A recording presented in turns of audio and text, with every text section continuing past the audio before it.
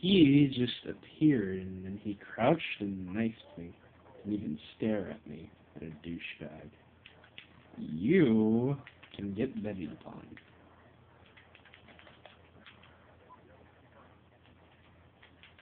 Get my belly. Chug this.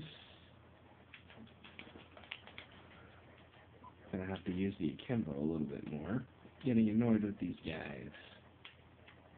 Pop your freaking head out. Pop your motherfucking head out. Well, oh, I got a target. And then he left. Well, we lost him, like, super fast.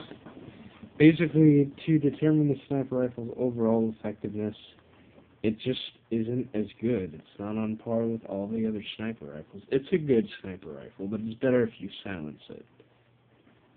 That way they won't hear you coming, yada yada yada.